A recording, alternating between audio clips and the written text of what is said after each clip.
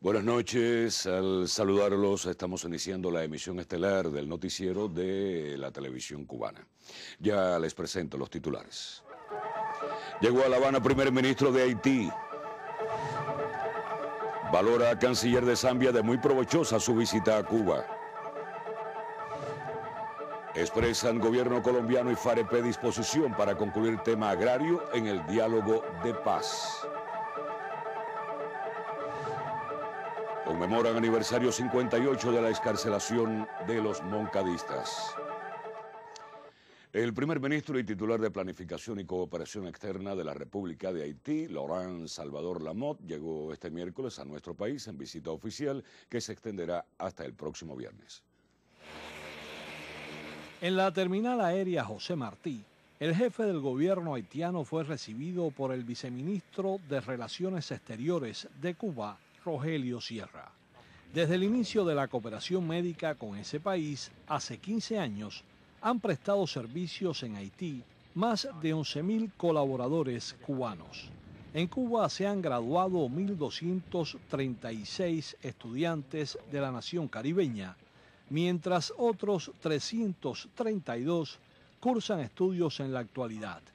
El jefe del gobierno de Haití dice que su visita tiene el propósito de profundizar la cooperación bilateral. Fortalecer la relación entre Haití y Cuba, que ya son buenas, pero vamos a extenderlas.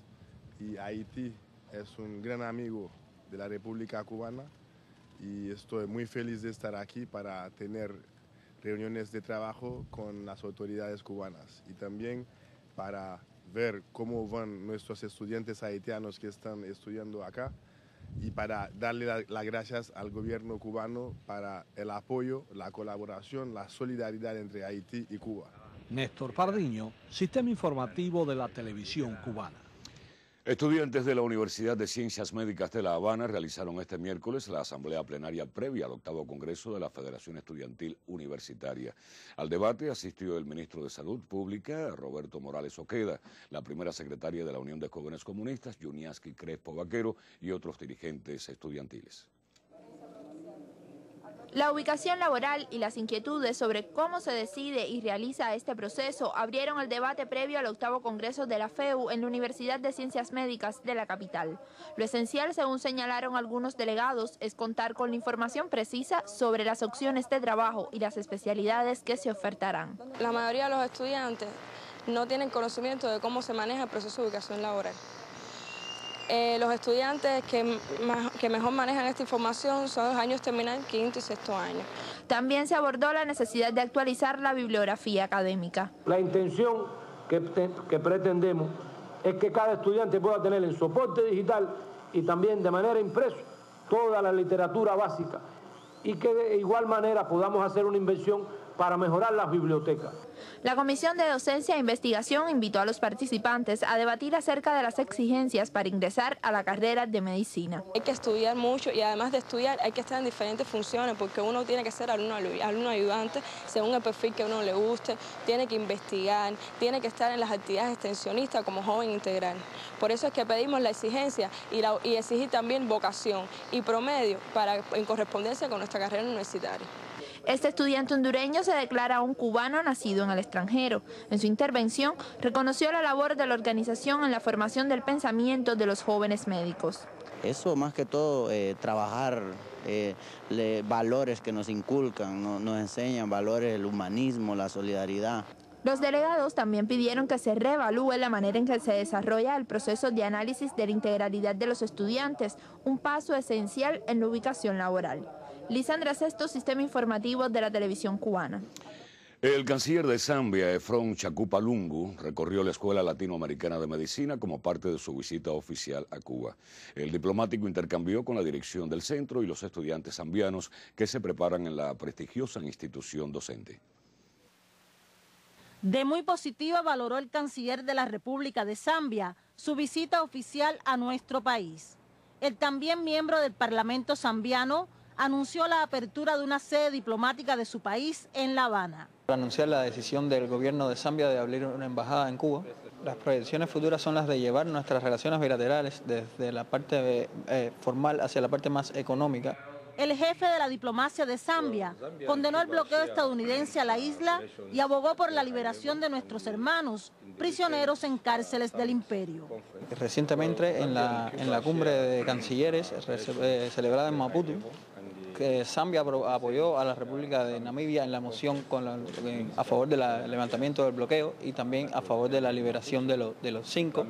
Cuba y Zambia establecieron relaciones diplomáticas en diciembre de 1972.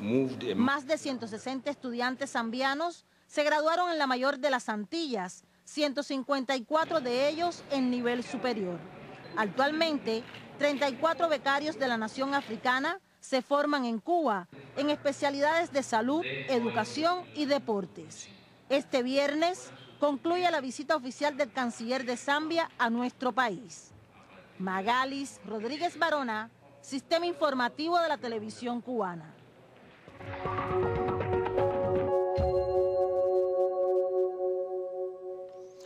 Hoy dio inicio en el Palacio de Convenciones de La Habana un nuevo ciclo de conversaciones de paz entre el gobierno de Colombia y las FAREP. Las partes expresaron su mayor disposición por concluir definitivamente en este periodo el punto 1 de la agenda referido al desarrollo agrario. A 6 meses de pláticas a puertas cerradas y varios recesos para el trabajo individual de las partes, manteniendo la reserva sobre lo tratado en la mesa, gobierno y guerrilla retomaron los encuentros este miércoles con el precedente de un borrador de acuerdos sobre el asunto agrario y la vida en el campo. La delegación de las FARC dijo que las aproximaciones logradas tras largas jornadas serán explicadas muy pronto en un comunicado conjunto que dé certezas sobre lo que denominaron alcances esperanzadores. Tenemos plena expectativa y deseo de abordar muy pronto el segundo punto, para cuyo desarrollo ya contamos con elaboraciones creativas que serán fortalecidas con las iniciativas que lleguen en las conclusiones que arrojó el foro que sobre tal tema se realizó en Bogotá. El presidente Juan Manuel Santos encargó a sus representantes en La Habana concretar el cierre del mencionado primer punto de la agenda y llamó a mantener la discreción sobre lo pactado. Desde Bogotá, Santos desestimó nuevamente una de las principales demandas de la insurgencia, la conformación de una Asamblea Nacional Constituyente, aunque afirmó que habrá otro tipo de mecanismo refrendatario. Vale destacar la renuncia la semana pasada del ministro colombiano de Agricultura, Juan Camilo Restrepo, considerado por el gobierno pieza clave en el proceso de paz, al tiempo que ha sido severamente criticado por la insurgencia. Anisley Torres, Sistema Informativo de la Televisión Cubana.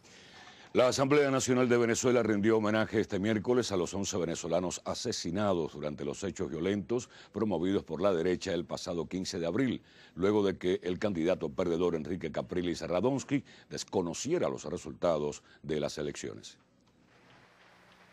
En el acto homenaje celebrado en sesión plenaria de la Asamblea Nacional, los principales oradores fueron su presidente Diosdado Cabello y el destacado periodista y ex vicepresidente de Venezuela, José Vicente Rangel. Cabello recordó a la derecha que más de 7 millones de venezolanos votaron en defensa del ideario del comandante Hugo Chávez. Agregó que no se puede tomar a la ligera, como pretende ahora la derecha, lo ocurrido ese 15 de abril, porque duelen mucho esas muertes. Como lo dijo nuestro comandante, rodilla en tierra para defender la patria. Rodilla en tierra para seguir luchando por los más débiles. Rodilla en tierra para seguir luchando por los necesitados. Pero también fusil al hombro y bayoneta calada, porque no nos vamos a calar chantaje de esta derecha fascista. También expresó que el desconocimiento de los resultados electorales por parte del candidato perdedor, Enrique Capriles, quien instó a sus seguidores a protestar, fue un llamado cobarde, alevoso, que ocasionó la muerte de compatriotas, mujeres, hombres y niños. Pidió a los familiares de las víctimas tener confianza en que el gobierno revolucionario hará justicia. Orlando Lancís, Redacción Internacional.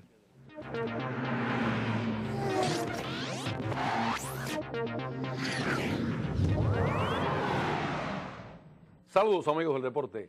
El gran maestro cubano Izan Ortiz cerró su actuación con el boleto para la Copa del Mundo y el segundo puesto en el Continental de Ajedrez concluido hoy en Cochabamba, Bolivia.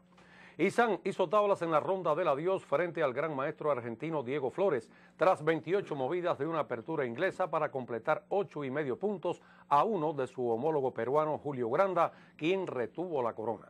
La cara opuesta fue la derrota de Lázaro Bruzón frente al también peruano Jorge Cori, después de mantenerse invicto durante 10 rondas, lo que le imposibilitó clasificarse para el evento mundialista con sede en la ciudad noruega de Tromsø en agosto próximo. Continuamos con el campeonato cubano de béisbol. Cienfuegos se reafirmó de líder al combinar su triunfo de 6-2 contra Pinar con el revés de los Gallos ante la isla. En el éxito de los Elefantes, su abridor Noel Vicentenza sumó su triunfo número 13. En 8 entradas permitió 6 hits con 2 limpias. En el ataque, William Luis impulsó 4 al batear de 3-2 con un cuadrangular. Otro que sobresalió fue Joel Leiva, que conectó de 5-4. Por los derrotados también la desapareció Giovanni Peraza. La derrota al expediente del novato Josbiel Vilau. Entre tanto, en el Cristóbal Labra, los Gallos, que no atraviesan por su mejor momento, cayeron frente a la Isla de la Juventud 5-2. Los pineros se apoyaron en las actuaciones de Wilber Pérez, el ganador, quien llegó a 12 rayas positivas, y en el salvamento de Jesús Reinaldo Amador. Noelvis Hernández experimentó su 7º revés ante igual número de victorias. Andy Ibáñez disparó un bambinazo. En estos momentos está en desarrollo el juego entre Matanzas y Villa Clara en el Parque Augusto César Sandino. Ahí tienen imágenes en vivo. Está en turno por Matanzas Yurisbel Gracial. Como ven, la pizarra marca empate a 1 carrera cuando se está jugando la parte alta del 11º episodio. Yonder Martínez, que ha realizado un magnífico relevo, trabaja por los del centro, y otro veterano, Ciro Silvino Licea, lo hace por el seleccionado Yumurino. Hasta el momento, Matanzas, 1 carrera, 7 hits, 1 error. Villa Clara, 1 carrera, 5 hits, sin pifias. Dentro de instantes debe iniciarse otro importantísimo desafío entre Industriales y Ciego de Ávila en el Cepero. Finalmente, la presencia de Andy Pereira en el cuadro principal de 64 en el single es la nota relevante por nuestro país en el Campeonato Mundial de Tenis de Mesa con sede en París. En esta etapa, el esloveno Jan Sibrat fue su primera víctima y enfrentaba al difícil taipeyano Chi Yuanqian, 4º en los Juegos Olímpicos de Londres y 6º del ranking mundial. Deportes, emisión estelar. Gracias, Marcial. Ahora quiero informarles que del 21 al 24 de mayo, Cuba será sede del primer Congreso Latinoamericano de Estudiantes de Contaduría y Administración, CONTAD 2013. Delegados de más de 10 países de la región han confirmado su asistencia a la cita, que tendrá lugar en el Palacio de Convenciones de La Habana. Sobre la responsabilidad social y ética de contadores y administradores debatirá CONTAD 2013, un evento que también prevé reflexionar sobre el papel de esos profesionales en el proceso de actualización que asume la economía cubana. Hay un reconocimiento de que en su inmensa mayoría las empresas y las unidades presupuestadas de nuestro país tienen un sentimiento y un espíritu que va enmarcado como proyecto social hacia lo que constituye el lema central del Congreso. 76 ponencias, tanto de estudiantes de pregrado y posgrado, están previstas hasta el momento. Serán presentados trabajos en comisiones, es decir, ponencias orales o póster, las distintas modalidades, sobre el tema central, pero también abordado desde las áreas temáticas de contabilidad, finanzas, administración, gestión del conocimiento, mercadotecnia. Por sus relaciones con la educación superior cubana, durante las sesiones de CONTAD 2013, el rector de la Universidad de La Habana entregará la placa 280 aniversario del Centro de Altos Estudios a 2 universidades latinoamericanas. Lázaro Manuel Alonso, Sistema Informativo de la Televisión Cubana. La gradual modernización de las unidades generadoras de electricidad en el país incluye a los centros aislados que se encuentran en Cayos y el municipio especial de la Isla de la Juventud. Estas máquinas fueron las primeras que generaron energía eléctrica en Cayo Coco. Tras décadas de explotación, han sido sustituidas por equipos menos consumidores de combustibles y a la vez más eficientes y seguros. Hay mayor ahorro de combustible, el consumo específico de estas máquinas modernas es mucho menor, alrededor de los 100 gramos por debajo de consumo específico por cada megawatt que genera. Los emplazamientos aislados que generan en la Isla de la Juventud y en los cayos del archipiélago cubano funcionan bajo los mismos conceptos de eficiencia que son aplicados en las termoeléctricas y centros de generación sincronizados al sistema electroenergético nacional. La unidad que da servicio a Cayo Coco, una vez modernizada, posee una potencia de 21 megawatts. Además de la modernización, trabajadores de este centro recuperaron y pusieron en línea un equipo de alta potencia que presentaba una grave avería. Una máquina en el mercado internacional de esa envergadura puede costar cerca de $500,000 de euros y se reparó aquí en Cuba. La Unión Eléctrica, en sus proyecciones, busca ubicarse por delante del crecimiento acelerado del turismo. Centros como este son cruciales para consolidar cada vez más al producto turístico cubano sobre la base del ahorro energético y la racionalidad. Bernardo Espinosa, Sistema Informativo de la Televisión Cubana.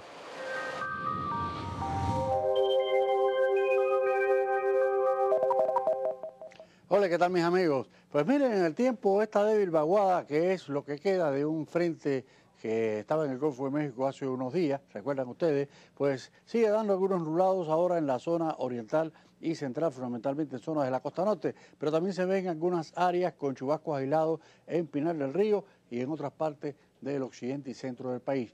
No obstante, tenemos la influencia de altas presiones sobre el archipiélago cubano, pero está aumentando la humedad. La tendencia en los próximos días es a ir aumentando la humedad, y si aumenta la humedad también aumenta la posibilidad de chubascos y tormentas eléctricas en la tarde, fundamentalmente en zonas del interior.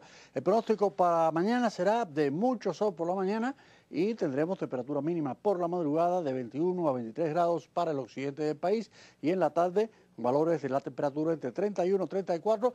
Son posibles aislados chubascos en zonas del interior y costa sur ya al final de la tarde y hasta el anochecer.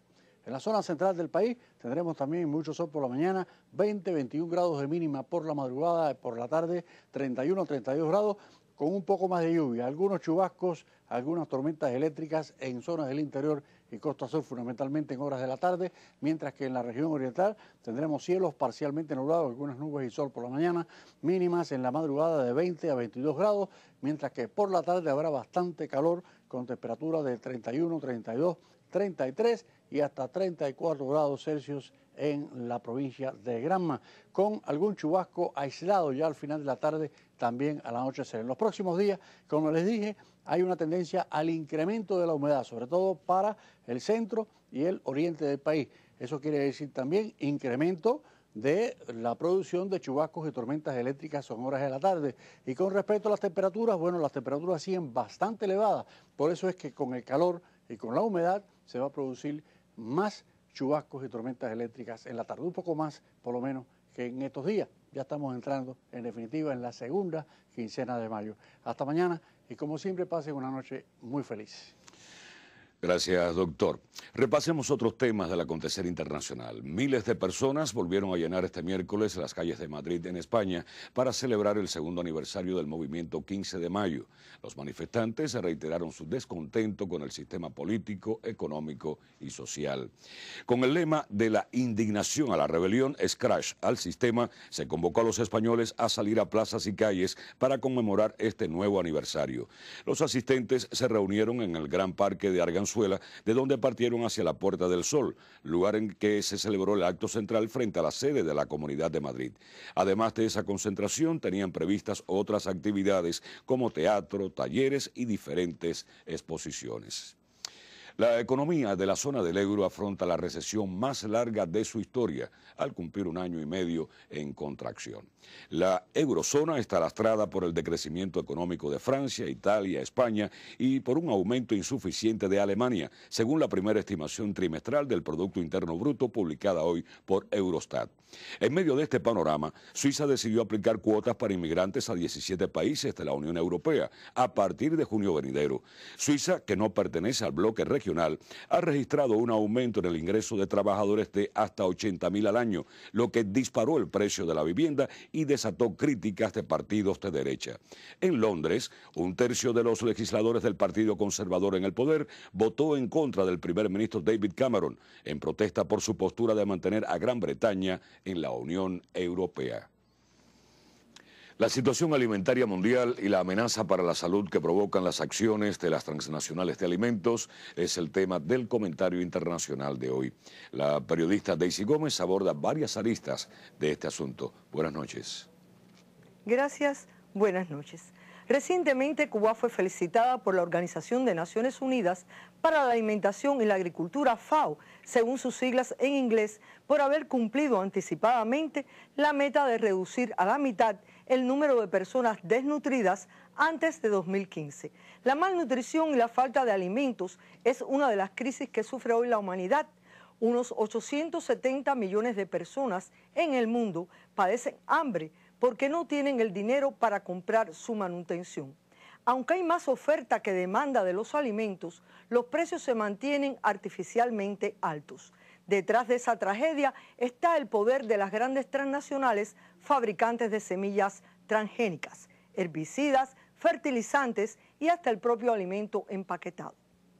La agencia de noticias IPS señala que activistas estadounidenses por la alimentación sana están indignados porque el Congreso y el presidente Barack Obama aprobaron una cláusula que impide a los tribunales frenar el avance de los productos genéticamente modificados.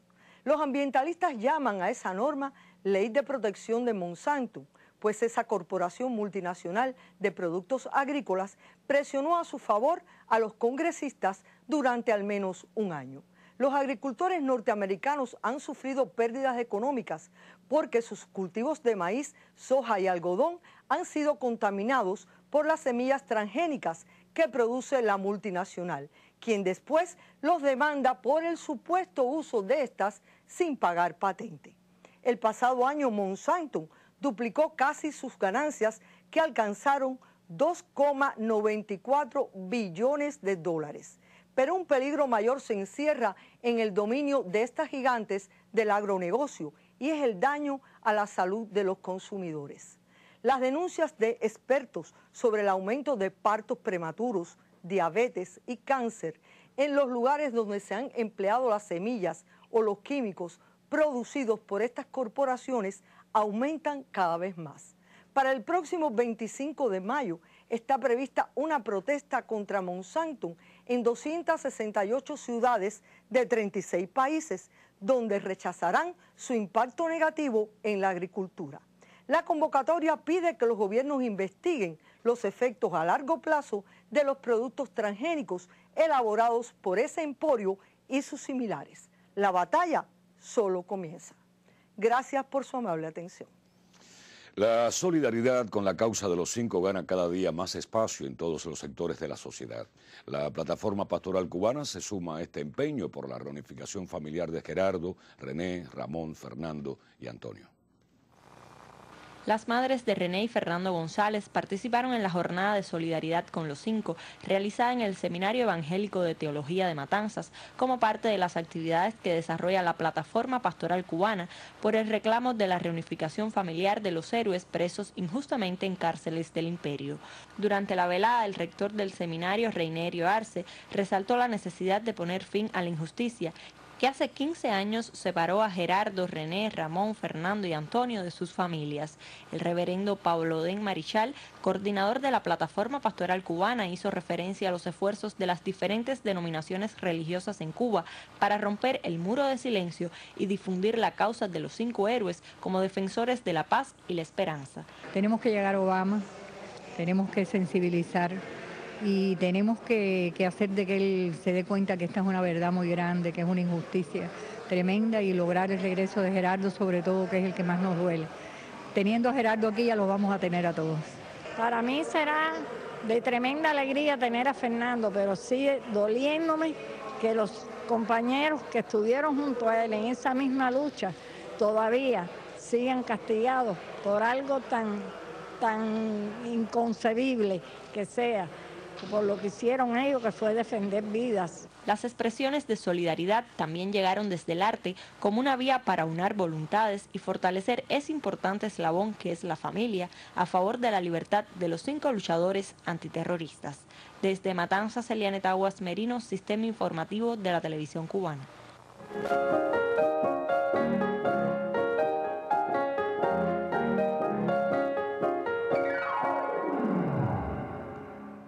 Buenas noches, con ustedes las culturales del Estelar. Con la presencia del primer vicepresidente de los Consejos de Estado y de Ministros, Miguel Díaz-Canel Bermúdez, la bailarina y coreógrafa Rosario Cárdenas recibió en el Teatro Mella de esta capital, de manera oficial, el Premio Nacional de la Danza 2013. El Premio Nacional de Danza no logró mantenerla sentada a la espera de los reconocimientos. Rosario Cárdenas bailó y demostró en el escenario que los movimientos son su mejor expresión. En El Insomnio, cuento corto de Virgilio Piñera, fragmento de la obra María Viván, fue la pieza con que el artista y sus bailarines se dieron al público. La gala, que contó con la presencia del primer vicepresidente de los Consejos de Estado y de Ministros, Miguel Díaz-Canel, entre otras personalidades, fue el encuentro entre diversas compañías. Así, llegó Danza Teatro Retazos con la pieza Retazos en el Tiempo y luego se sumó el folclore de la agrupación JJ. El Ballet Nacional de Cuba se hizo presente en la celebración con el padre del tercer acto de Don Quijote. En los roles protagónicos, los primeros bailarines, Amaya Rodríguez y José Lozada. El estreno del documental Danzando desde el Corazón de la realizadora Eva Maura Díaz antecedió la gala. Este martes, Rosario Cárdenas recibió de manos del ministro de Cultura, Rafael Bernal, el Premio Nacional de Danza 2013. La noche se convirtió en el homenaje de la danza a su hija pródiga, Rosario Cárdenas. Eva Maura Díaz y Raúl Nogués, Sistema Informativo de la Televisión Cubana. Y el concierto Buena Fe presenta a David de María tendrá lugar el próximo viernes en el Teatro Carlos Marx como parte del evento internacional Cuba Disco 2013. En conferencia de prensa, los artistas dieron a conocer otros detalles. El talento y la buena música llegarán al Teatro Carlos Marx en un concierto que unirá a la agrupación Buena Fe y al cantautor español David de María. Israel Rojas, director de Buena Fe, agradeció la posibilidad de servir de puente para conocer a creadores como este cantautor español que realiza un trabajo loable con una voz verdaderamente interesante y una calidad interpretativa. David de María es un cantante, compositor y guitarrista español con una intensa trayectoria artística.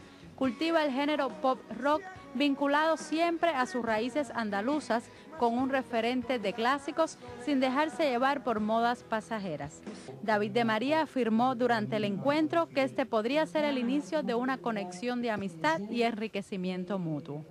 Expresó quedar enamorado de las letras de Buena Fe y se refirió al hecho de lo importante que será para su carrera compartir con músicos cubanos.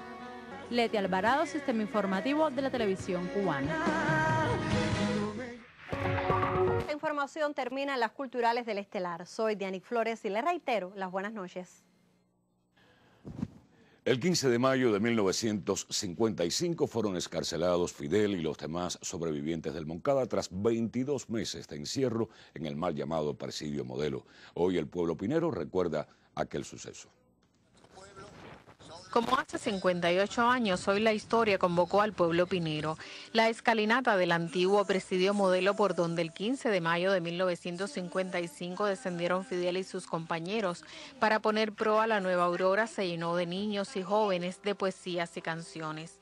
Entre el público, los delegados a la conferencia municipal de la CTC, pioneros, trabajadores y pobladores del reparto Chacón, aledaño a las instalaciones del penal. En la presidencia, la miembro del Consejo de Estado y segunda secretaria de la CTC, Carmen Rosa López, el primer secretario del partido en el territorio, Ernesto Reynoso, y junto a ellos, el embajador de la República Bolivariana de Venezuela, excelentísimo señor Edgardo Antonio Ramírez, y el sargento de la Guardia Nacional Bolivariana, Juan Bautista Rodríguez. En derredor, un presidio que fue símbolo de horror y muerte, pero que no logró apagar la llama del Moncada, sino que encendió aún más en aquellos jóvenes y en su líder las ansias de alcanzar la libertad para todos los cubanos.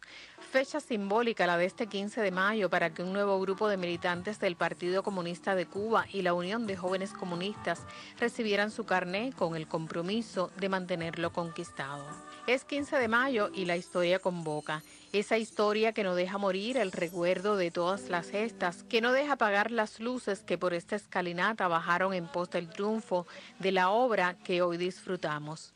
En la isla, María Esther Campos, Sistema Informativo de la Televisión Cubana. Y concluyen así las informaciones y con ellas la emisión estelar de hoy, en la que fueron titulares: la llegada a La Habana del primer ministro de Haití en visita oficial, el recorrido del canciller de Zambia por la Escuela Latinoamericana de Ciencias Médicas, el inicio de un nuevo ciclo en el diálogo de paz entre el gobierno colombiano y las FAREP, y las actividades por el aniversario 58 de la excarcelación de los moncadistas. Gracias por su compañía, son ustedes muy amables. Buenas noches y hasta la próxima.